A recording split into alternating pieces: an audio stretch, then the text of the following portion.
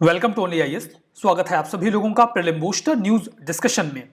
आज है 12 मार्च 2022। तो आइए देख लेते हैं कि ऐसे कौन से इंपॉर्टेंट आर्टिकल्स हैं जो आज हमें कवर करने हैं। आगे बढ़ने से पहले ये जानकारी है प्रारंभ 1 2023 की बैच के लिए। आप अगर अपनी कंप्लीट फी पे करते हैं तो 5% का डिस्काउंट अवेल कर सकते हैं या फिर बिना एडिशनल फीस पे किए ईएमआई में अपनी फीस को पे कर सकते हैं। जो एक बेसिक कॉस्ट आती है अगर आप इस पूरे कोर्स की फीस को इवेलुएट करेंगे तो 102 रुपीज पर डे के बेसिस पे आती है। 19 मंथ के लिए आपका ये जो पूरा कोर्स है वो आपके पास अवेलेबल होता है। आप video.onlyas.in पे जाके अपने कोर्सेज को एक्सेस कर सकते हैं। जानकारी के लिए कॉल कर सकते हैं 7007931912 पे। आगे बढ़ते हैं, देखते हैं अपना पहला आर्टिकल जो कि टेम्पररी प्रोटेक्शन डायरेक्टिव्स के बारे में है। यूक्रेन और रशिया वॉर में है। कई तरीके की समस्याएं वॉर लेकर आता है और उसमें एक बड़ी समस्या होती है रिफ्यूजी क्राइसिस, क्योंकि जिस भी देश में वॉर हो रहा होता है लोग वहां से बच निकलने की कोशिश करते हैं और आसपास के देशों में असाइलम लेते हैं। कई बार ये संख्या इतनी ज्यादा बड़ी हो जाती है कि आसपास के देशों के लिए उसे मैनेज कर पाना बड़ा ही मुश्किल हो जाता है। बिल्कुल यही स्थिति इस समय यूरोप में बनी हुई है, जहां पर यूक्रेन के कई सारे लोग इन देशों में जाके शरण ले रहे हैं। चूंकि यूक्रेन कहीं ना कहीं इस क्राइसिस में एक जो वेस्टर्न बैकअप था उसी की वजह से फंसा, तो इस बात पर भी जिम्मेदारी बनती है कि यूरोपियन कंट्रीज वहां से आने वाले लोगों के असाइलम को इंश्योर करें। इस क्राइसिस को ओवरकम करने के लिए ईयू के जो मेंबर स्टेट्स हैं उन्होंने एक बहुत ही महत्वपूर्ण डिसीजन लिया है और यूरोपियन यूनियन की काउंसिल का एक बहुत ही इंपॉर्टेंट डायरेक्टिव अभी एप्लीकेबल कर दिया गया है, जिसे कहा जाता है टेम्परेरी प्रोटेक्शन डायरेक्टिव, शॉर्ट में बोले तो टीपीडी। यूरोपियन कमीशन डिस्क्राइब करता है टीपीडी को कैसे। क्या है टीपीडी? ये एक एक्सेप्शनल मेजर है जिसे कभी कदा इस्तेमाल किया जाएगा जब हमें टेम्परेरी प्रोटेक्शन देना हो इमीडिएट बेसिस पे डिस्प्लेस्ड लोगों को। कैसे डिस्प्लेस्ड लोगों को? जो नॉन ईयू कंट्रीज से ईयू रीजन में आ रहे हैं क्योंकि उनके देश में लड़ाई है और वो अपनी कंट्री ऑफ ओरिजिन में नहीं जा सकते क्योंकि वहां पर जाने पर उनकी जान को खतरा है। यह डायरेक्टिव तभी अप्लाई होगा जब स्टैंडर्ड असाइलम सिस्टम स्ट्रगल कर रहा हो और रिफ्यूजीज को मैनेज ना कर पा रहा हो। जो नॉर्मल कोड ऑफ कंडक्ट है किसी भी देश के द्वारा रिफ्यूजीज को एक्सेप्ट करने का, जब वो वर्क ना कर पा रहा हो तब टेम्परेरी प्रोटेक्शन डायरेक्टिव्स एक्टिव हो जाएंगे। और जो क्लेम्स हैं, जो लोग कहते हैं कि हाँ मुझे जगह दे दीजिए, मेरे देश में खतरा है, मैं वहां नहीं रह सकता, वो क्लेम्स एड्रेस नहीं हो पा रहे हैं, हैंडल नहीं हो पा रहे हैं, तब टेम्परेरी प्रोटेक्शन डायरेक्टिव एप्लीकेबल हो जाएगा। इसकी जरूरत क्यों है? जरूरत इसलिए है बिकॉज इन स्टैंडर्ड्स के एप्लीकेबल हो जाने के बाद जो डिस्पैरिटी है यूरोपियन यूनियन की पॉलिसी में वो खत्म हो जाती है, बिकॉज सभी देशों को इस प्रोटेक्शन डायरेक्टिव को फॉलो करना पड़ता है और मास इन्फ्लक्स को मैनेज करना होता है। सेकेंडली, ये बर्डन शेयरिंग प्रिंसिपल पे वर्क करता है। कहीं ऐसा ना हो कि किसी एक ही देश में सारे रिफ्यूजीज जा रहे हैं और वहां उन्हें दिक्कत होने लगे, बल्कि डिस्प्लेस्ड पर्संस को बहुत ही अच्छे तरीके से मैनेज किया जाए सभी देशों के द्वारा मिलकर, ताकि कोई एक देश बर्डन फेस ना करे। टीपीडी प्लेस होने के बाद ईयू स्टेट्स के ऊपर क्या ऑब्लिगेशंस आ जाते हैं, सभी जो यूरोपियन यूनियन कंट्रीज हैं उनके ऊपर क्या जिम्मेदारियां आ जाती हैं। यूरोपियन कमीशन के अकॉर्डिंग एक बार अगर टीपीडी एप्लीकेबल हो गया तो सभी यूरोपियन यूनियन की कंट्रीज को टेम्परेरी प्रोटेक्शन देना होगा किसी भी वॉरिंग कंट्री से आ रहे लोगों को, या किसी भी कारण से अगर वो डिस्प्लेसमेंट हो रहा है तो। सबसे पहले तो अगर उनके देश में कोई व्यक्ति असाइलम लेने आ रहा है तो उन्हें रेसिडेंट परमिट मिलना चाहिए। वो परमिट 1 से 3 साल तक का हो सकता है, इस उम्मीद में कि हो सकता है तब तक क्राइसिस रिजॉल्व हो जाए। उन्हें टेम्परेरी प्रोटेक्शन में क्या चीजें मिलेंगी, क्या सुविधाएं मिल जाएंगी, उसकी अप्रोप्रिएट जानकारी दी जाए। जो माइनर्स हैं, कम उम्र के बच्चे हैं, उन्हें job, housing, social welfare, medical treatment और एजुकेशन दी जाए। फैमिलीज को अपॉर्चुनिटी दी जाए कि वो यूनाइट हो सके। कई बार डिस्पर्स हो जाते हैं लोग, अलग अलग समय पर जैसे तैसे निकल पाते हैं और अलग अलग जगहों पे चले जाते हैं। उन्हें मौका दिया जाए कि वो इकट्ठा होकर रह सके और उन्हें नॉर्मल असाइलम प्रोसीजर की एक्सेस की गारंटी दी जाए। ये सभी सुविधाएं देनी होंगी सभी जो यूरोपियन यूनियन की कंट्रीज हैं उन्हें। हमारा next article MSME innovation scheme के बारे में है। इस स्कीम को अभी हाल ही में लॉन्च किया गया है। MSME innovation scheme, incubation, design and IPR. इन शब्दों को हल्के में मत लीजिएगा बिकॉज ये इसके बहुत ही इंपॉर्टेंट हिस्से हैं। इसके साथ ही साथ एमएसएमई आइडिया हैकाथन 2022 भी आयोजित किया जाएगा। जिसमें काइंड ऑफ सॉल्यूशंस निकालने की कोशिश की जाएगी। क्या ऑब्जेक्टिव रहा इस इनोवेशन स्कीम की? ऑब्जेक्टिव ये रहा कि हम प्रमोट और सपोर्ट करें एमएसएमई सेक्टर में जो क्रिएटिविटी हो सकती है लेकिन अभी तक नहीं आई है, हम उसे प्रमोट और सपोर्ट करें। ये एक इनोवेशन एक्टिविटी के हब की तरह काम कर सकता है, जहां पर जो एमएसएमईज हैं उन्हें वायबल बिजनेस प्रपोजिशंस दिए जाएं, अच्छे मौके दिए जाएं कि वो बिजनेस में अच्छी तरीके से ग्रो कर सकें। इसमें 3 सब स्कीम्स इंक्लूडेड हैं। पहली सब स्कीम है इंक्यूबेशन। इंक्यूबेशन का क्या मतलब होता है? इंक्यूबेशन का मतलब होता है सपोर्ट करना, वो सभी परिस्थितियां देना जिसमें किसी चीज का विकास हो सके।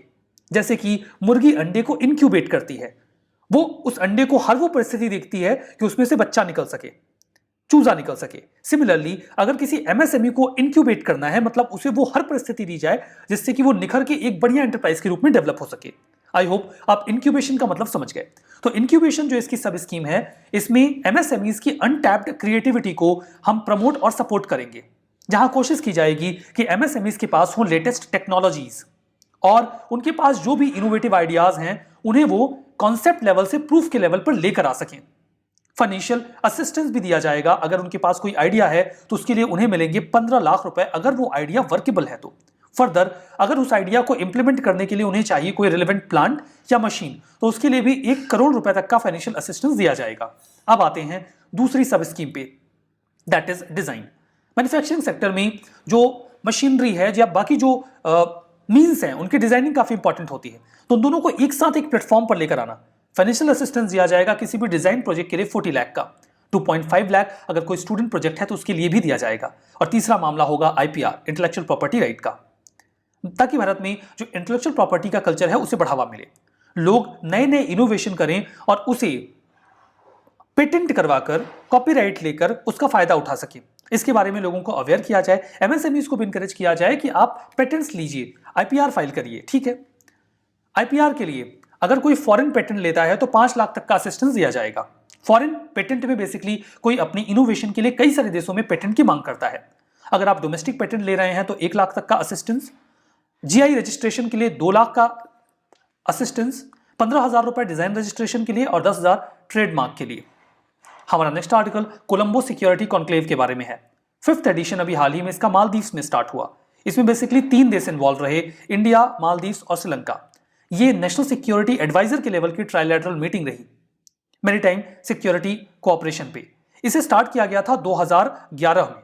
हालांकि 2014 से 19 के बीच में यह ऑपरेशनल नहीं रहा और इसे 2020 में रिज्यूम किया गया और अभी जो इसका एडिशन रहा ये 5th एडिशन रहा कोलंबो सिक्योरिटी कॉन्क्लेव का। इस कॉन्क्लेव का उद्देश्य होता है कि ये सभी देश आपस में बढ़िया तरीके से कोऑपरेट कर सकें। जो इंडियन ओशन कंट्रीज हैं वो मैरीटाइम सिक्योरिटी के मुद्दे पर खुद को कॉन्फिडेंट फील करें।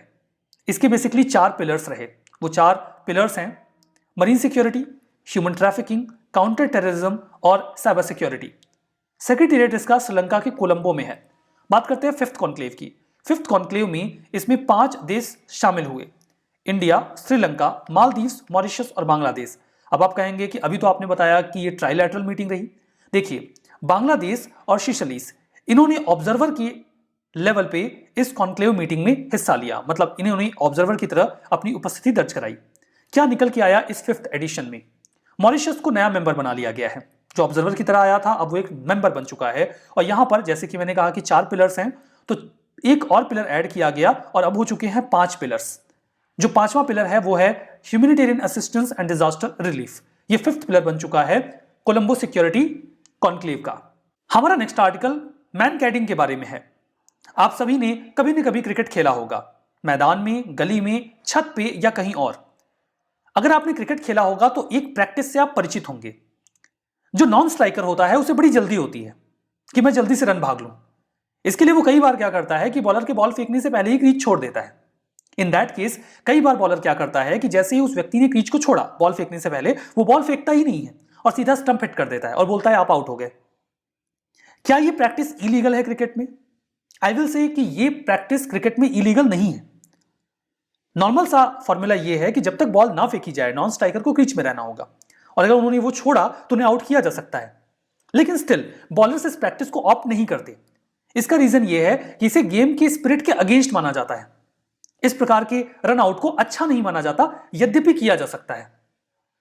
लेकिन अभी हाल ही में मेरिलबॉर्न क्रिकेट क्लब जो कि लंदन में बेस्ड है, उन्होंने new code of laws announce किए हैं, जिसमें उन्होंने ये बोला कि मैन कैडिंग यानी कि नॉन स्ट्राइकर अगर क्रीज छोड़ के आगे बढ़ जाता है तो उसे आउट कर दिया जाए। ये normal mode of running out होगा नॉन स्ट्राइकर के लिए। इसमें बुरा मानने की कोई बात नहीं है। क्या इसको अभी तक बुरा माना जाता है? हाँ, बहुत ज्यादा बुरा माना जाता है अगर कोई ऐसे किसी को आउट कर दे। आप समझिए कि इसका नाम मैन कैडिंग क्यों पड़ा है। भारत के एक बॉलर रहे हैं विनू मैन कैडिंग। ये 1946 से लेकर 1959 के बीच में इंडियन टेस्ट क्रिकेट खेला करते थे। ऑस्ट्रेलिया में इन्होंने एक बैट्समैन को मैन कैडिंग के मतलब ये नाम उनको मिल गया। पहले तो इस प्रकार से उन्होंने क्रीज छोड़ दिया, उन्होंने उनको रन आउट कर दिया। आउट तो वो हो गए बिकॉज बाय लॉ ये आउट माना जाएगा, लेकिन ऑस्ट्रेलियन मीडिया बड़ा नाराज हो गया विनू मैनकेट के ऊपर। वो बड़े नाराज हो गए कि आपने ऐसे कैसे आउट कर दिया, ये तो गलत प्रकार का आउट है। लेकिन आउट तो आउट था क्योंकि वो लीगल था। लेकिन उसके बाद जब भी कोई बॉलर किसी बैट्समैन को इस तरीके से आउट करता है तो विनू मैनकेट के नाम पे उसे मैनकेटिंग कह दिया जाता है। काफी क्रिटिसाइज किया गया विनू मैनकेट को इस प्रकार से आउट किए जाने को लेकर। यद्यपि एक बहुत ही प्रोमिनेंट क्रिकेटर रहे हैं डॉन ब्रैडमैन, आपने उनका नाम सुना होगा। उन्होंने विनू मैनकेट को डिफेंड किया था ये कहते हुए कि बैट्समैन का ये गलत स्टेप था कि उन्होंने क्रीज छोड़ा। यहां पे बॉलर ने अगर आउट किया तो ऑस्ट्रेलियन मीडिया को उन्हें क्रिटिसाइज नहीं करना चाहिए। हालांकि ये बात कही जाती है कि आप वार्न करो बैट्समैन को कि आप ऐसा मत करो। एनाबल से कि विनू मैनकेट ने इसके पहले के टेस्ट में उनको वार्न भी किया था कि आप क्रीज छोड़ के मत जाओ, अगले में उन्होंने आउट किया था। तो मेथड ऑफ रन आउट है। कई बार इंटरव्यूज में इस प्रकार के प्रश्न पूछ लिए जाते हैं या सिंपली पूछ लिया जाए मैनकेटिंग क्या है, तो आपको आइडिया रहे ना। तो नॉन स्ट्राइकर वैसे हिट करके आउट कर देता है, मैंने आपको लगभग बता दिया। ये लीगली परमिसिबल है, इसमें कोई दिक्कत वाली बात नहीं, स्पिरिट ऑफ गेम के खिलाफ माना जाता है, दैट्स ऑल।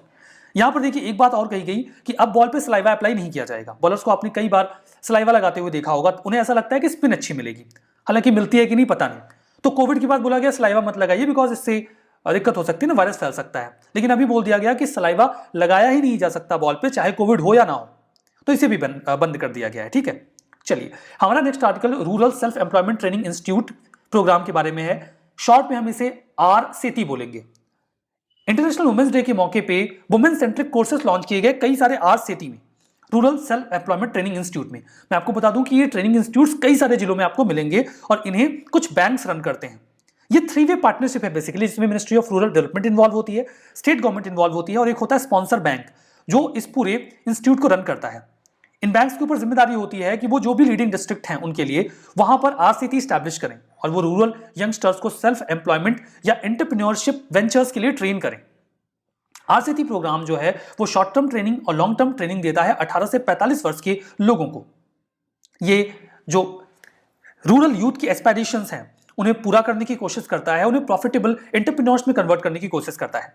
प्रोग्राम वर्तमान में 28 स्टेट्स 7 UTs में एप्लीकेबल है, जहां पर 585 फंक्शनिंग RCT आपको मिल जाएंगे, जिन्हें 23 लीडिंग बैंक्स रन कर रहे हैं। अब बात करते हैं अमेज़न रेन फॉरेस्ट के बारे में। एक स्टडी में हाल ही में यह कहा गया कि जो अमेज़न रेन फॉरेस्ट का सिग्निफिकेंट पार्ट है वो टिपिंग पॉइंट पे पहुंच गया है। अगर हम अर्ली 2000 के बेसिस पे देखें तो टिपिंग पॉइंट का क्या मतलब होता है? टिपिंग पॉइंट का मतलब ये होता है कि इसके बाद अगर हम उसे नुकसान पहुंचाएंगे तो वो एक ऐसी स्थिति में पहुंच जाएगा जहां पे वो नुकसान वो फॉरेस्ट खुद रिवर्स नहीं कर पाएगा। अभी जो थोड़ा बहुत नुकसान हम रेन फॉरेस्ट को करते हैं अमेज़न के, वो खुद को मैनेज कर लेता है, लेकिन उसके बाद वो उसे मैनेज नहीं कर पाएगा, वो नुकसान परमानेंट हो जाएगा उसके लिए। And that is the meaning of tipping point. आगे जो रिपोर्ट आई है उसके बारे में बात करेंगे, जो स्टडी पब्लिश की गई है।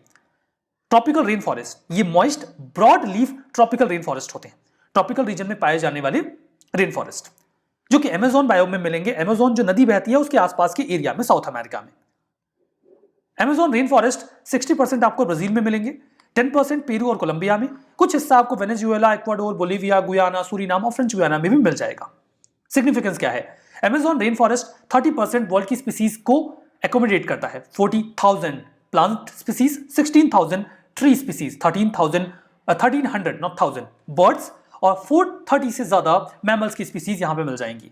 ये कार्बन सिंक की तरह भी काम करता है, मतलब ये है कि उतना कार्बन डाइऑक्साइड सिक्वेस्ट्रेट कर लेता है, सोख लेता है, जितना ये रिलीज नहीं करता।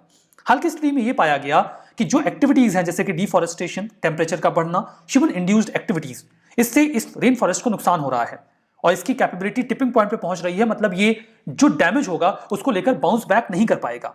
ड्रॉट, फॉरेस्ट फायर और डिफॉरेस्टेशन इसके लिए नुकसानदेह साबित होंगे। जो स्टडी है उसमें वार्न किया गया कि हो सकता है अमेज़न रेन फॉरेस्ट आने वाले समय में ड्राई सवाना लाइक इकोसिस्टम में कन्वर्ट हो जाए। खतरनाक स्थिति हो सकती है जहां पर ये कार्बन सोर्स की तरह काम करने लग जाएगा। वो उतना CO2 एब्जॉर्ब नहीं कर पाएगा जितना रिलीज करने लगेगा।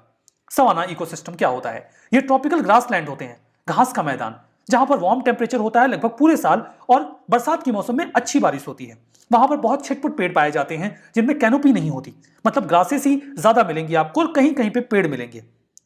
ये लार्जेस्ट सवाना हमें Africa, south America, Australia, India, Myanmar, Asia में थाईलैंड और मेडागास्कर के रीजन में आपको मिल जाएंगे। चलिए रिवीजन करते हैं।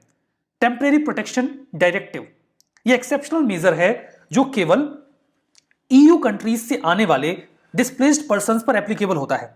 गलत है, ये नॉन EU कंट्रीज के लिए भी एप्लीकेबल है, तो ये तो हो गया गलत। MSME इनोवेशन स्कीम, इसकी सब स्कीम है incubation, design and IPR, that's true. Colombo security conclave India, China, Sri Lanka ने स्टार्ट किया, चाइना नहीं है, ये भी गलत हो गया। RCEP प्रोग्राम, RCEP प्रोग्राम के तहत बैंक्स को कम से कम एक खोलना होता है RCEP बेसिकली किसी लीड डिस्ट्रिक्ट में, ये तो सही है। मैनकैडिंग, इंटरनेट ऑफ थिंग्स के रेफरेंस में इस्तेमाल किए जाने वाला एक शब्द है, नहीं, ये क्रिकेट में रन आउट से संबंधित एक शब्द है, तो ये भी गलत हो गया। आज का हमारा सेशन यहां पे समाप्त होता है। उम्मीद करते हैं ये आपको समझ में आया होगा। So that's all for now, thank you very much.